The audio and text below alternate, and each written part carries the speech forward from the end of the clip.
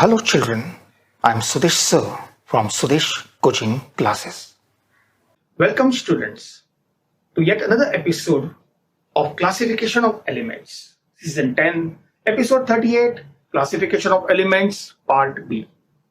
In the last episode we studied who were the first scientists to classify the elements. The first one was Reiner. Okay, and he classified the elements by keeping them in an increasing order of atomic masses in a group of 3. And he found that the atomic mass of the middle element was approximately equal to the mean of the atomic masses of the outer 2 elements. Right, Bacho? And the second one was Newland. His law was called as a law of octaves. You know why? Because he also arranged the elements in the increasing order of atomic masses. Okay, but only thing is that he made groups in accordance with the octaves, yeah, notes in music. Sa re ga ma pa da ni sa. Or Do re mi fa sol la ti do. Hydrogen, lithium, beryllium, boron, carbon, nitrogen, oxygen, phosphorus, and fluorine. Right? Okay. Now we go to something new. The next scientist, as we promised, was Mendeleev. A genius scientist, absolutely brilliant scientist, Dmitry Mendeleev, a Russian scientist. Okay. He prepared his periodic law from the year 1869 to 1872. 4 long years it took to prepare this particular law. Okay. So you see how much hard work he put it into. Okay. And what did he do? Okay. He arranged all the known 63 elements. How many elements, Pachalo? 63 elements in an increasing order of atomic masses on the basis of the physical and the chemical properties. And what are physical properties? Melting point, boiling point, density are all physical properties, right? And what are the chemical properties? The ease of making compounds with hydrogen, hydrides, and ease of making compounds with oxygen, oxides. How easily they made compounds, and what are the formulas? On the basis of that, he classified the elements. Okay, and here is the law, that what he said. I arranged the elements in the increasing order of atomic masses, but on the basis of physical and chemical properties of the element. He found that the properties repeat after a definite interval, just like Newland had did. Okay, but he pressed hard on this particular word, that the properties repeated after a definite intervals, right? And he put a particular sentence. A sentence has now become the Mendeleev's periodic law. What did he say? The properties of elements are periodic functions of the atomic mass. What is the meaning of periodic function? A simple function means a function, that is sine theta, cos theta is a type of a function, log. Okay, and these are all type of a functions. Okay, but periodic functions means that the values repeat themselves. That is called periodic function. Difficult to understand? Not that much difficult once you go through the table. Okay, and this, students, we have finally Mendeleev's periodic table. Okay, how did he classify the elements? Yes, this is it. He arranged the elements in a table, and a table has a horizontal lines and a vertical lines, right, Bacho? The horizontal lines, okay, these are called as rows, but actually in chemistry they are called periods. Okay, Bacho, how many periods are there? There are 7 periods. Look over here. First period, second period, third period, the fourth and fifth period become fourth period actually. The 6th and 7th rows become 5th period. The 8th, 9th, 10th, 11th rows becomes 6th period, and the 12th rows become 7th period. Here we go again. First period, second period, third period, fourth, fifth, 6th and 7th period. And vertical columns called as groups. So he had how many groups? He had 8 groups. Look over here. First group, second group, third, fourth, fifth, sixth, seventh, and 8 groups. He arranged them in the way each element formed its oxide. Right, Bacho? Difficult to understand? Here it is. R2O, RO, R2O3, RO2, R2O5, RO3, R2O7, and RO4. Okay, I will show you a trick how to remember them. Okay, here is this. Okay, first you're going to write RO on all parts. RO on, I'm going to erase this part. Okay, wait a second. Now what you do, you put 2 on the head of R. Always put 2 on the head of R. That will be the starting point. 2 on the head of R. Then you increase the oxygen by 1, 2 till 8. Here it is. 1, 2, 3, 4, 5, 6, 7, and finally 8. If it is divisible by 2, cut it out. Here it is. 2 and 1. We do not write 1. Okay, so I'm erasing it. Got it? 2 ones are 2, 2 ones are 2. So these 2 both vanish and I get RO. R2O3 as it is. 2 के table में 4 है. Yes. 2 ones are 2, 2 twos are 4, 1 लिखते नहीं है and I get RO2. R2O5 as it is. 2 के table में 6 है. 2 ones are 2, 2 threes are 6. But we do not write 1. Here it is. R2O7 right. 2 का 2 ones are 2 and 2 fours are 8. So 2 ones are 2, 2 fours are 8. But we not write 1. So here is the trick. Okay, isn't it easy? Okay, but come at the table. The first lightest element to start was hydrogen because हम जहाँ खड़े हो जाते हैं line वहीं से शुरू होती है. right, bachcho. Okay, the first element was hydrogen. Okay, and the second period started with lithium, beryllium, boron, carbon, nitrogen, oxygen, and fluorine. Okay, the third row starts from that. Sodium, magnesium, aluminium, silicon, phosphorus, sulfur, and chlorine, and so on. But here on, there was a trick that Dmitry Mendeleev used. He classified elements in the increasing order of atomic masses. That is right.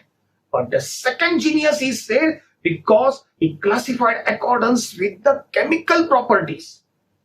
Okay, where the chemical properties did not match, khali jagah chhod diya.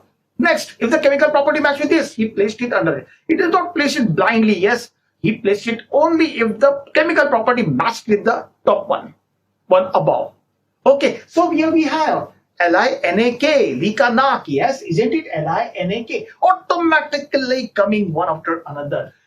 Beryllium, magnesium, calcium coming automatically one after another. Okay, because he matched the chemical properties. That was the very genius thing about Mendeleev. Okay, also, if the properties did not match, he left some vacant spaces. That was one of the characteristics of Mendeleev periodic table, a genius of the Mendeleev, that he left some empty spaces. Here it is. These are the empty spaces that he left. Here, here, and here. There are many empty spaces, but I wish you to concentrate on this particular empty spaces. He left them. Okay, and he did not just leave them, he named them. He named them. Okay, here are the names. Okay, students, here are the names of that particular unknown elements. He not only put the names, but he also predicted their properties. Okay, he named as Eka boron, Eka aluminium, and Eka silicon. What is that Eka word? Okay, that this belongs to the boron family. Isn't boron over here? That means this element belongs to the boron family. Its properties belong to the boron family. This element over here belongs to the aluminium family, and this element over here belongs to the silicon family.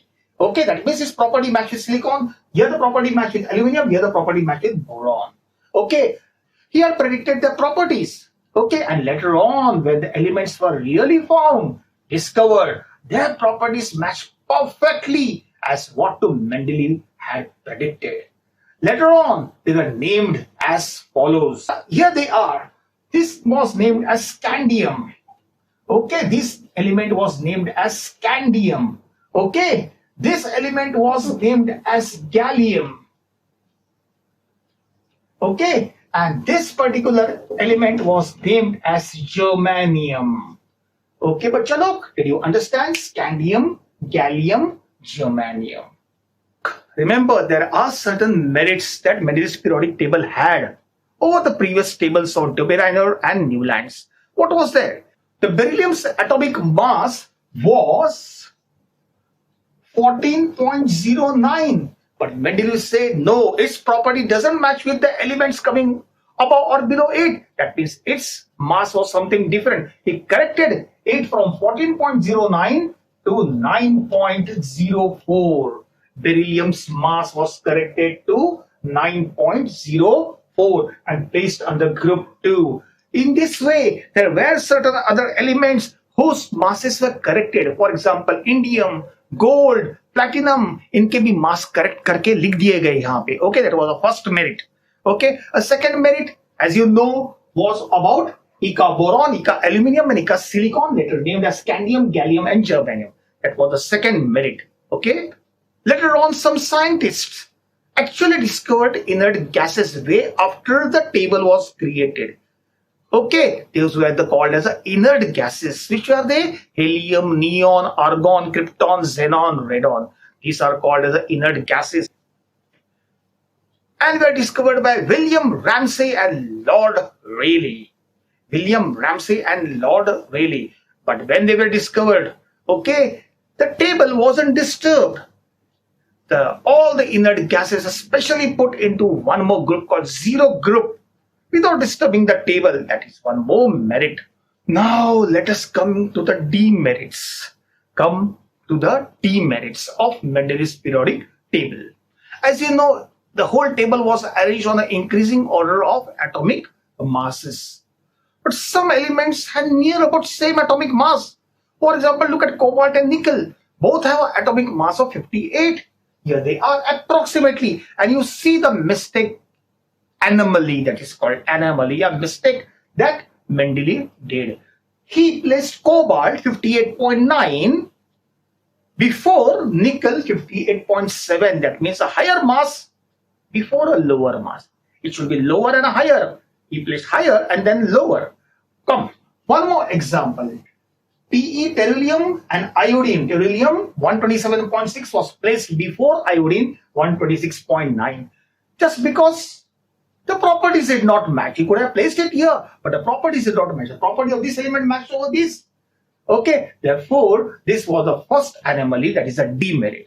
Okay, the second demerit is all the elements were arranged in the increasing order of atomic masses. Right? And when they were put in the increasing order of atomic masses, one did not know how many elements came between the other two elements.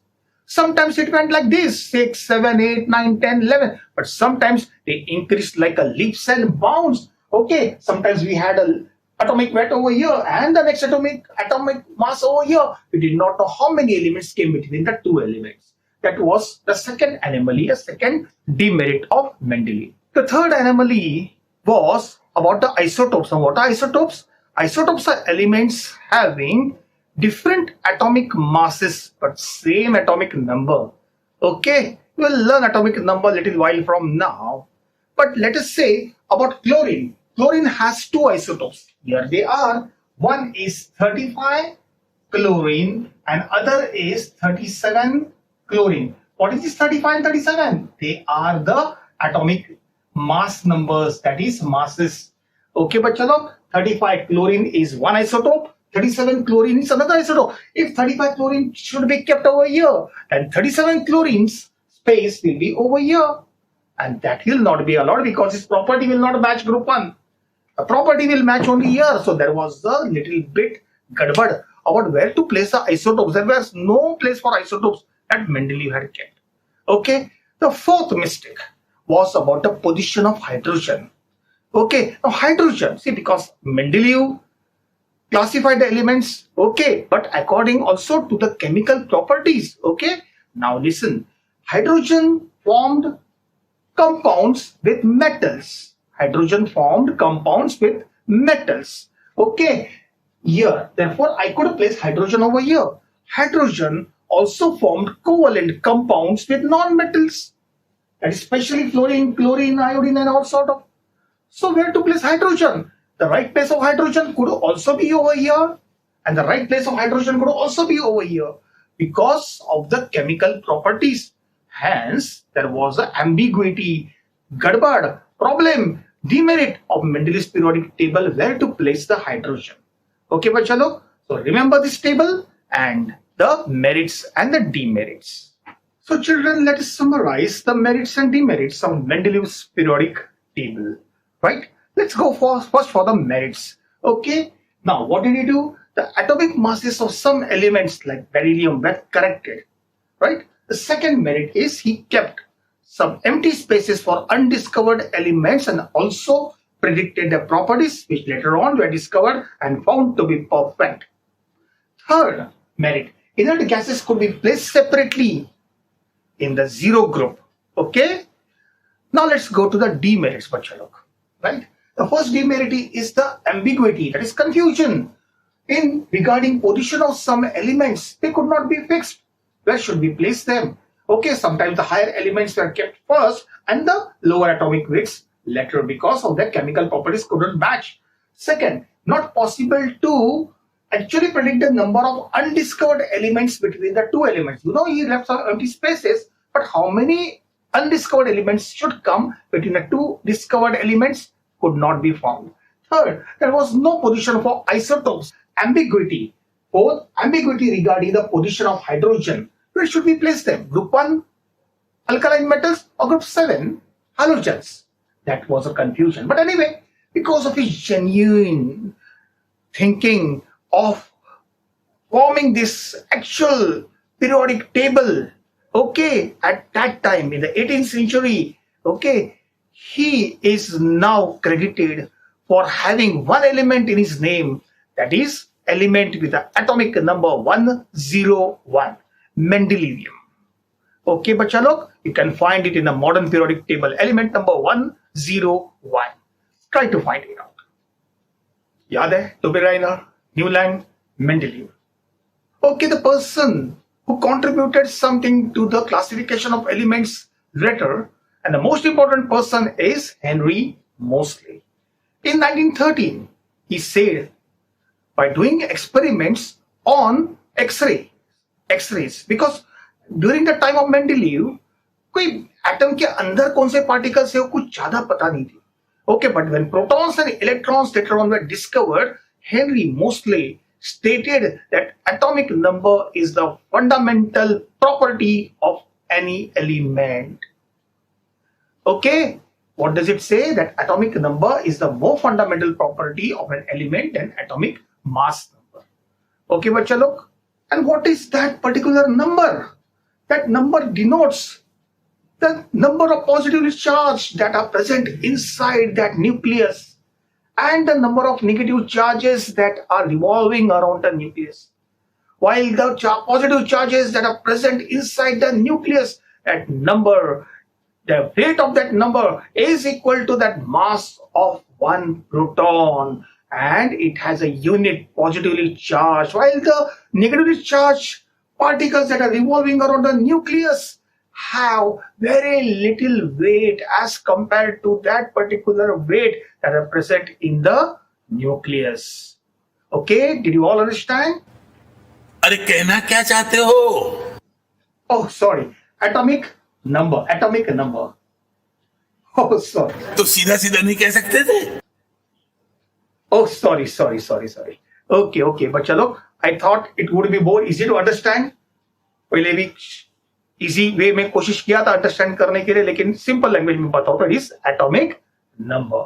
Okay, an atomic number is denoted by the letter Z. It is equal to number of protons or equal to the number of electrons. इसके पहले क्या था? Atomic mass number. अब क्या है? Atomic number.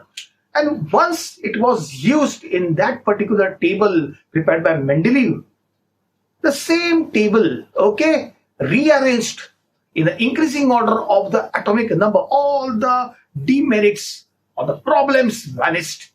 Okay, and we today have that modern periodic table just because of Henry Moseley. In fact, he was to get the Nobel Prize for this particular discovery. But unfortunately, in 1915, he was killed in a combat. Okay, otherwise in 1916, he was the person that could have received a Nobel Prize. Okay, bachcha log. The next topic and the final topic is modern periodic table.